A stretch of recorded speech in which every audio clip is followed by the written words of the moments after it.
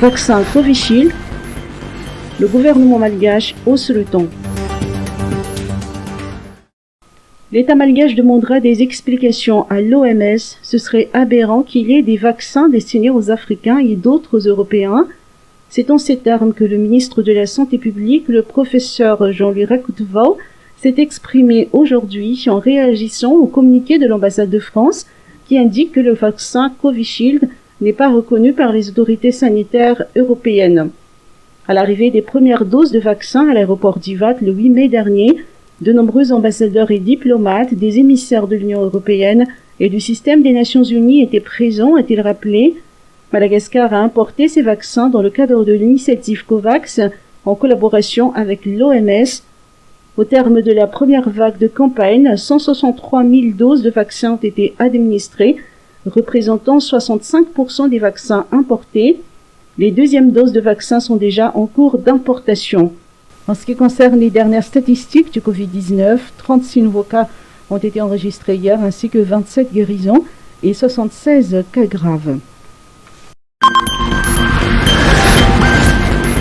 Mercetusk, la future nouvelle ville d'Anamasoandj. La commune d'Mercetusk est prête à accueillir la nouvelle ville d'Anamasoandj. Ce grand projet présidentiel s'étend sur une superficie de 1000 hectares à Tsmabeombi. L'objectif est de désengorger la ville d'Antananarivo en délocalisant plusieurs activités et en créant des zones industrielles et des quartiers résidentiels. Le vice-ministre Angelo Zassi, accompagné des gouverneurs des régions d'Analamag et d'Itas, ont effectué une visite à Tsmabeombi ce matin. Ce fut l'occasion de lancer officiellement les tracés d'aménagement de la nouvelle ville. Le vice-ministre chargé des nouvelles villes et des habitats auprès du ministère de l'Aménagement et des Travaux publics, Angelo Zassi, a annoncé que les travaux de construction de la nouvelle ville d'Anamasoandj dureront 2 ans. Le chantier commencera d'ici peu. Sud de Madagascar, une aide de 40 millions de dollars des États-Unis. Lors de sa visite d'adieu au président de la République André Duel ce matin au palais d'État d'Iavlou, l'ambassadeur des États-Unis, son Excellence Monsieur Michael Pelletier, a annoncé une aide d'urgence supplémentaire de près de 40 millions de dollars pour le sud de Madagascar. Ce financement urgent permettra de fournir une aide alimentaire d'urgence, de traiter la malnutrition chez les jeunes enfants, les femmes enceintes et les nouvelles mères, d'améliorer l'hygiène et de reconstruire des puits pour assurer l'accès à l'eau potable. Plus de 729 000 personnes bénéficieront de ces aides. Le président de la République André Duel a souligné que le gouvernement américain et le gouvernement malagasy étaient comme des préalaminales, prêts à répondre aux besoins urgents des familles qui souffrent de la famine et à combattre l'insécurité alimentaire dans le sud et le sud-est de Madagascar.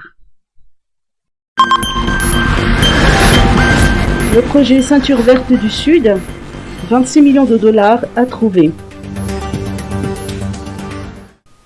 Le ministère de l'Environnement et du Développement durable a besoin d'un budget de 26 millions de dollars pour concrétiser le projet Ceinture verte pour reverdir le sud du pays.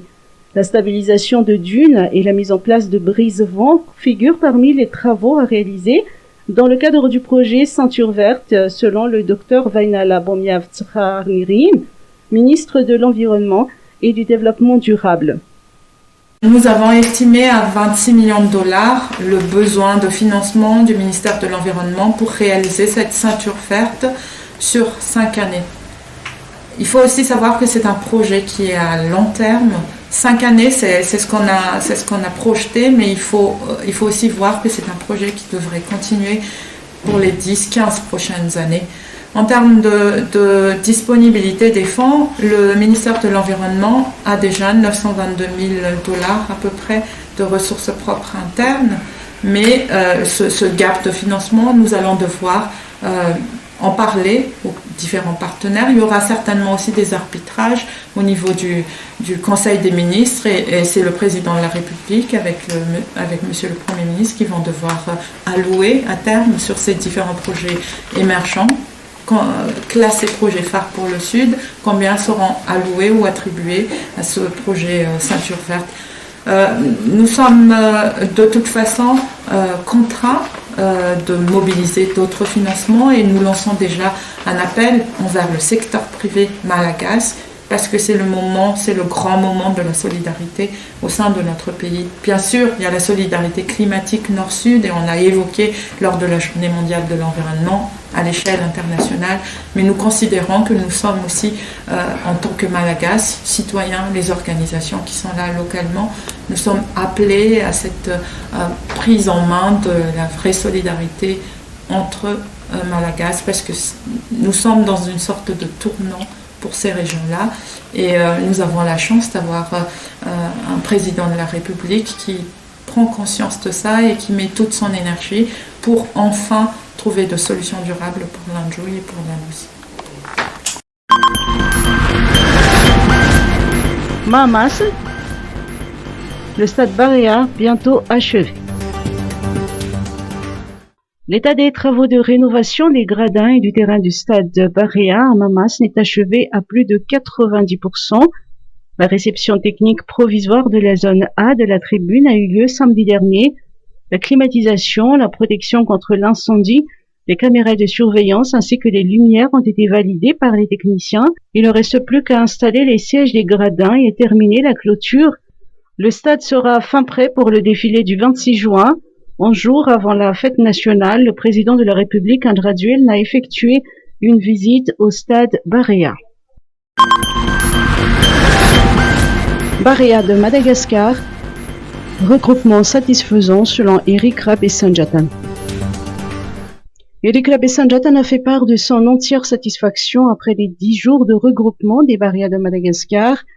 Le stage a été productif, le niveau d'intensité des entraînements a été assez élevé, mais finalement les joueurs ont réussi à suivre le rythme. J'estime que les Barea sont sur la bonne voie pour affronter le Bénin et la Tanzanie lors des qualifications du Mondial 2022, a indiqué le sélectionneur de l'équipe nationale de football lors d'une rencontre avec la presse. Ce matin, les Barea expatriés sont repartis pour rejoindre leurs équipes en Europe, en Afrique du Nord ou encore au Moyen-Orient. Les joueurs locaux ont déjà réintégré leurs clubs respectifs.